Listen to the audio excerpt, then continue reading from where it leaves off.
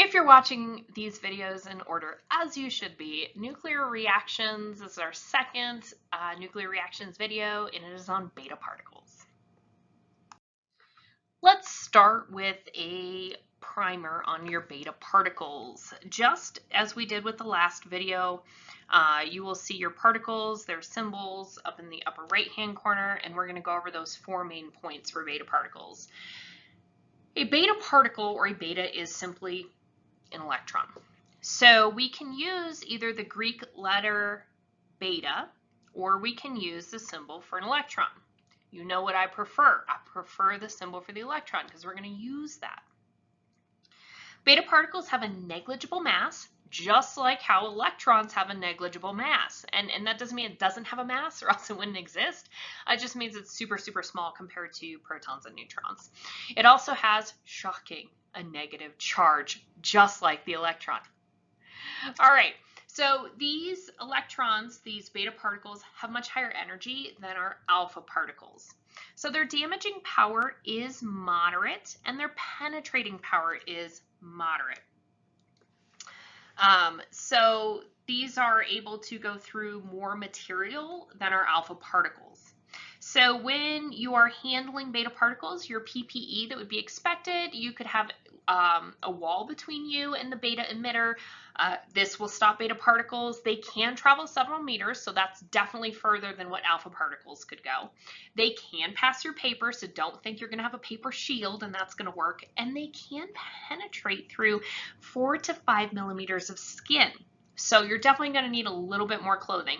It's recommended that you wear heavy clothing, lab coats, gloves, all of those things, just to give you an extra layer of protection. All right, that's nice and all, but why do I care? Let me tell you why you care. Iodine 125 is a beta emitter, and it's used to treat prostate cancer as well as other cancers. So how this works is tiny, they call these seeds, are made of titanium, and so we can see an image of these seeds compared to a penny, so they're incredibly little. And they have iodine 125 in those titanium seeds, and they get implanted near the prostate or wherever your prostate cancer is. So here we are seeing an x-ray that shows each of those bright spots is a titanium that picks up real nice. And to orient yourself, because I sure as heck can't, this is not my thing, this is going to be your thing with the anatomy. There's your femur, the iodine seeds were actually put into the prostate, here's your bladder area, rectal area, and they use gold for these. I'm showing you obviously titanium ones, but I don't think it frickin' matters. You need metal.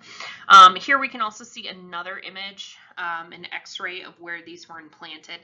And the idea is, yes, you are implanting something that is radioactive, but the radiation is confined and localized to that region and those nearby organs. So you're implanting those close to the cancer in hopes of killing those cells with radiation with minimal damage to other organs such as the bladder and the rectum. We also see iodine 125 used to treat a variety of malignant tumors, including prostate cancer, which we talked about, lung cancer, pancreatic cancer, liver cancer, and other types of cancers as well. Here's another example of a beta emitter being used in internal radiation therapy. Again, the whole idea is these radioactive elements are going to kill cells indiscriminately. So the hope is that by putting them closer to the tumor cells, they're going to kill those cancer cells more than they're going to kill healthy cells. Another example of this is iodine 131, which is used to both treat and diagnose thyroid disease. So iodine is needed in order to make the hormone L-thyroxine. Notice all the iodines that are in this molecule. And we can use iodine 131 to treat hyperthyroidism, so that's an overactive thyroid gland. So we put the iodine in this L-thyroxine, and that's a hormone that's concentrated in your thyroid. So the hormone's concentrated in the thyroid, and that's exactly where you're trying to kill some cells because you have an overactive thyroid. It's going to be able to kill some of that thyroid tissue so that your gland is no longer considered overactive. And hyperthyroidism is also what sometimes we refer to as a goiter, where you have those really enlarged thyroid glands. Hey, let's look at a nuclear reaction when a beta particle is emitted or you have beta decay for an element. So beta particles do form when a neutron is converted to a proton and electron. So I bring this up because for me, it makes more sense as to how everything adds up, where everything goes, and why we change the mass number the way we do and why we change the proton number the way we do. So you may want to write this down also. It is a neutron being converted to a proton and electron. So we're going to lose a neutron. So the mass number goes down by 1. But we gain a proton, so it goes back up. So there's no change to the mass number. But because we now have an extra proton, there is an increase in the atomic number. So let's look at our cheat sheet. You should be adding to your cheat sheet now, and it really helps if you have this written out yourself because that helps you to learn it and gives you another chance to practice with it. So we start with our element, okay, with a mass number and an atomic number. Here's our beta particle that we lose. So notice that the mass number stays the same as it was. There's no change because it decreases and then immediately increases again. We swap one neutron for a proton. However, because it is converted to a proton, our our atomic number has to go up by 1. So here we see an example, carbon 14 going through beta decay. Okay, so it will increase in atomic number by 1. So instead of being carbon 6, it's now nitrogen 7, and I'm using the atomic numbers there. We have the electron, and you also form an antineutrino, which we're not going to worry about right now. Let's look at a sample problem. We start with oxygen 15. Let's do our accounting here. We have 8 protons. We have 15 minus 8 is 7 neutrons, so we have a mass number of 15. The total mass is 15. When we lose, or when we emit a beta particle, we're losing a neutron, okay, but it is being converted to a proton. So proton number goes up by 1, so instead of having 8, we now have 9. That's what we expected from our cheat sheet.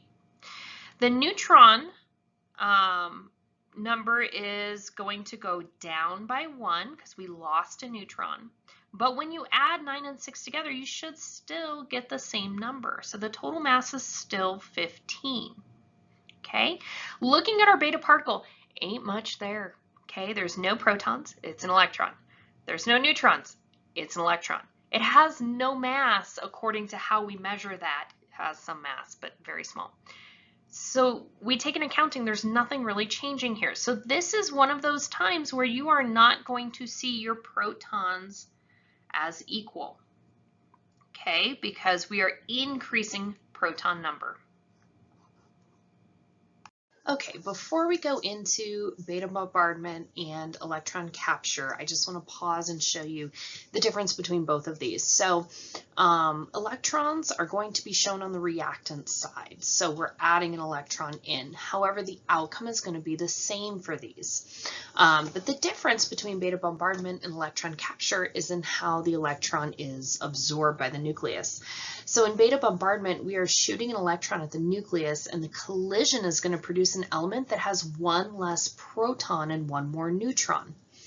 In electron capture, rather than bombarding with an electron or adding an electron, our nucleus is actually absorbing an electron from its own lowest energy level, and therefore producing the same thing, an element with one less proton and one more neutron. So again, this outcome is going to be the same, even though we talk about them as being different processes. The difference is going to be, where did this electron come from?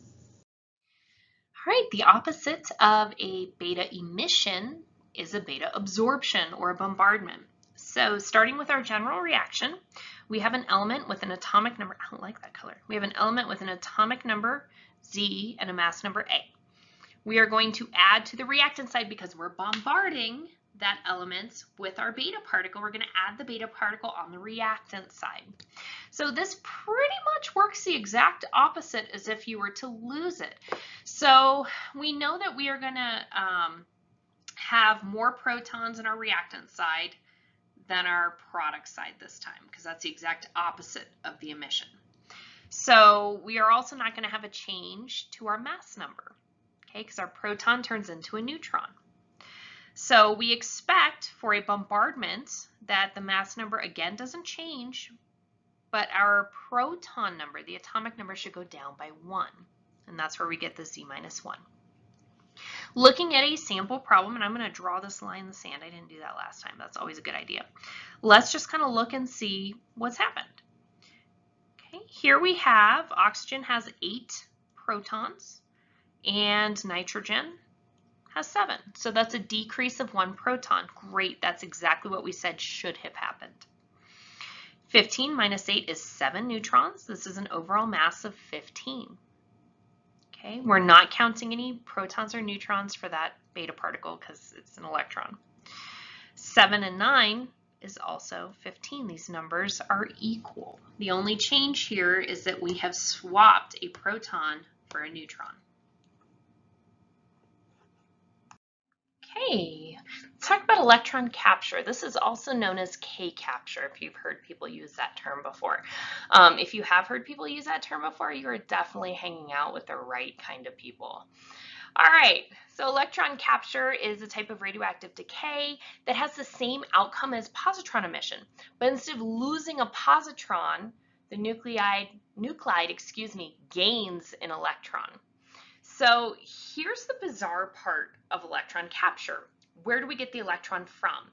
And in electron capture, we're actually taking an inner shell electron from the same atom, and it sucks that electron into the nucleus.